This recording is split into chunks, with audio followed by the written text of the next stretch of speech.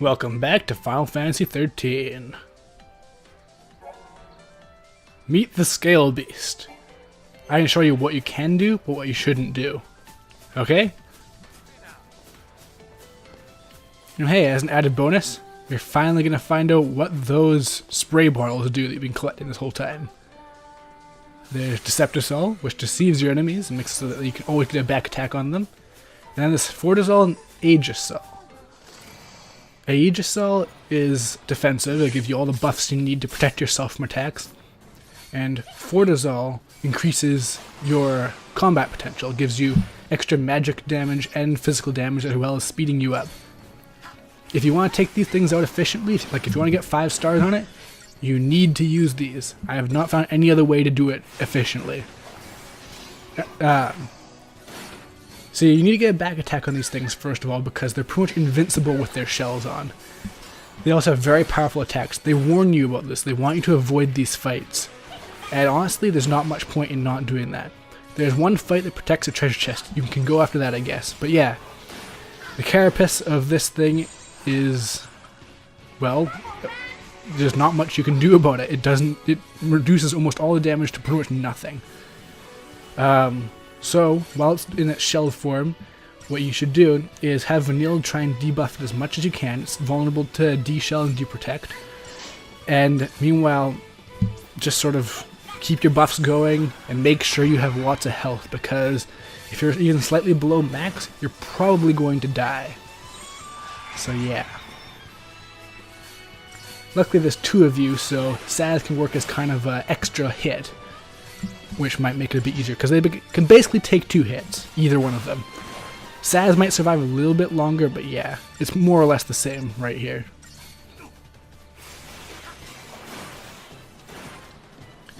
But this one, it's all about the chain gauge. You gotta get it as high. It doesn't have that high of a percentage. You just need to get to 115.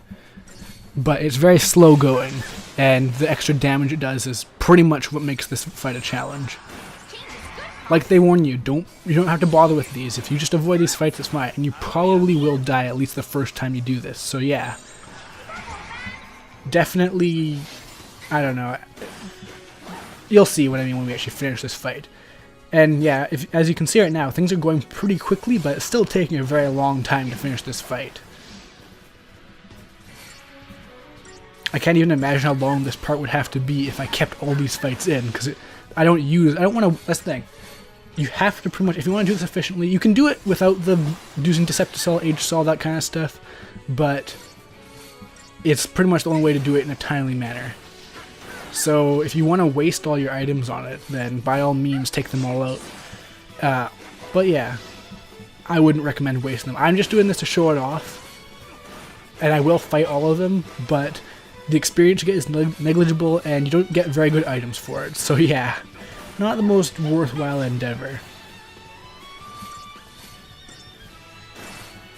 Especially because we're coming up another place soon that pretty much gives you infinite experience. So yeah, these things are kind of, they're there to teach you how to avoid fights. So yeah, just, if I were you, take the advice, avoid all the fights, maybe get the one that's guarding the treasure chest, but besides that, yeah.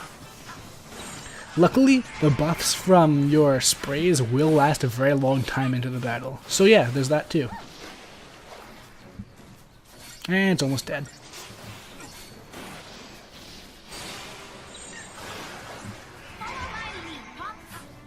One last thing to know is that when it's using its very powerful attack, if you are careful, you can use your own attacks to cancel it out by getting it to stagger.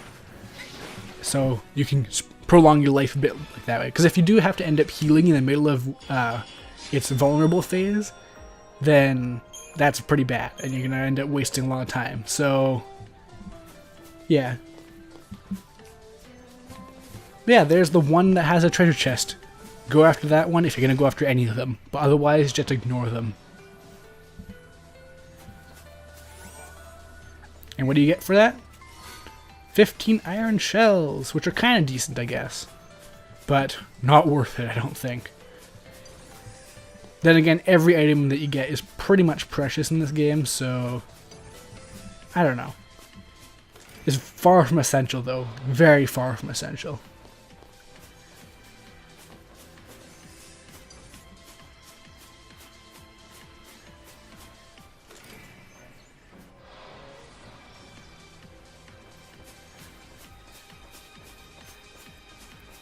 now's no time to be taking in the scenery. Even a fugitive's gotta gather.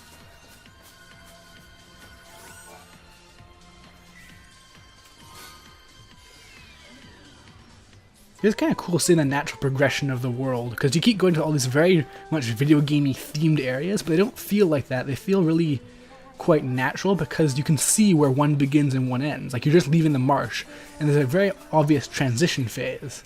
And I think that's very important for making a cohesive world.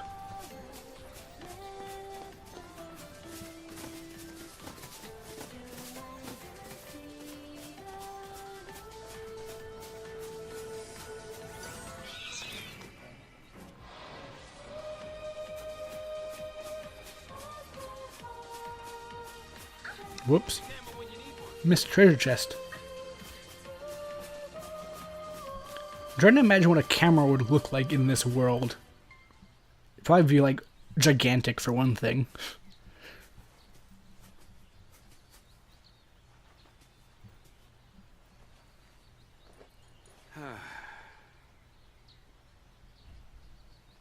You look tired.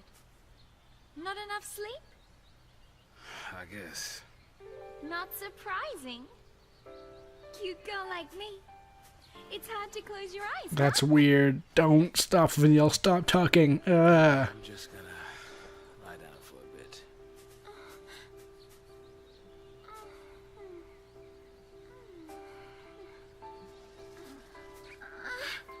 I do find it really weird that they have any level of flirtation even as a joke in this segment, because Saz is like 40, Vanille's like 16.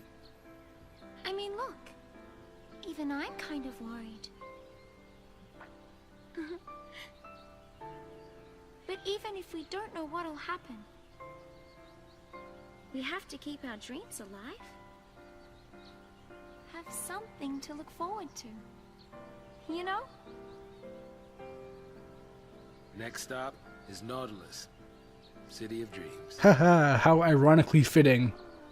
Yeah.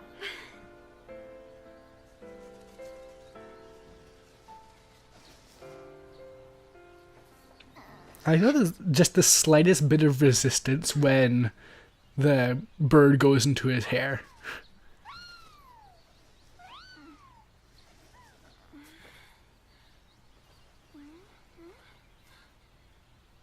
What? Sass?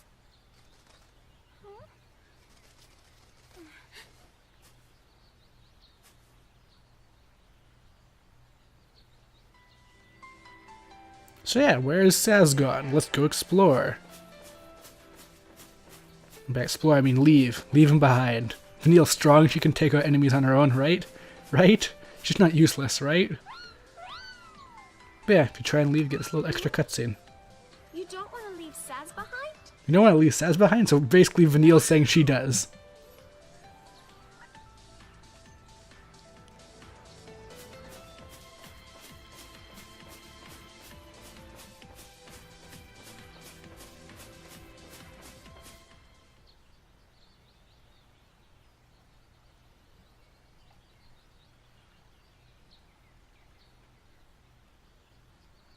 Saz?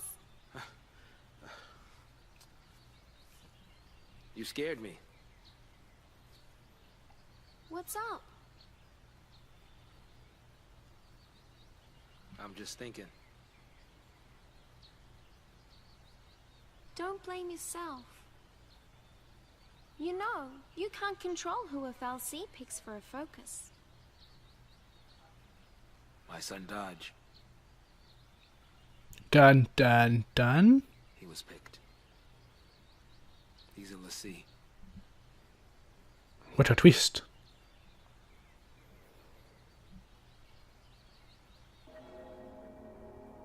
He said he wanted to see a fal'cie, so I took him to go on a tour of the So, Gorge plant.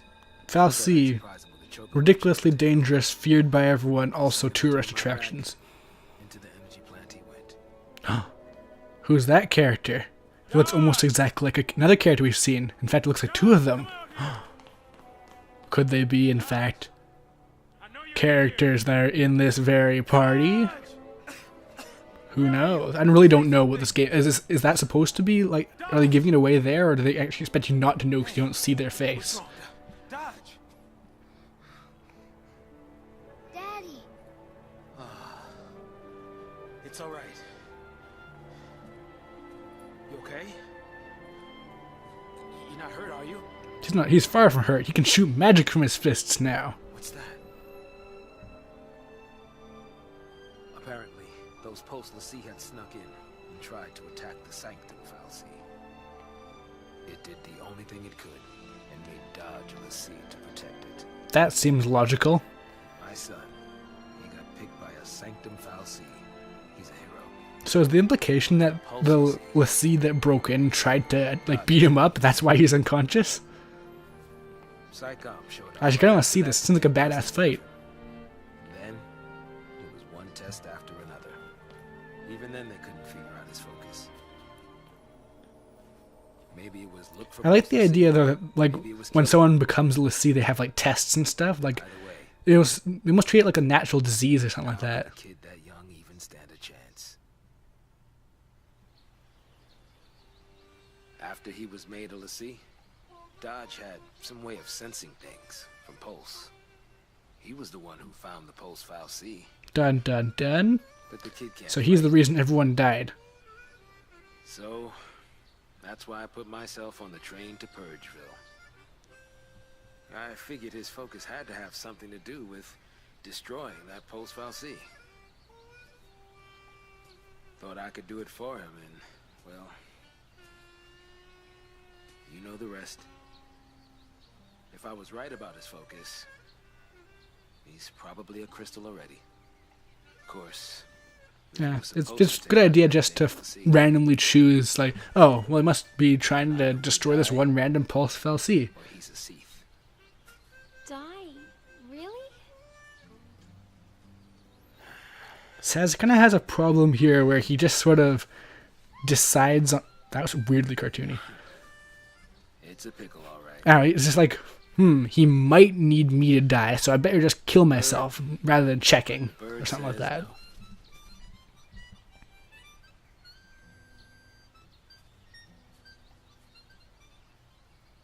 But yeah, what will happen next? Tune in next time.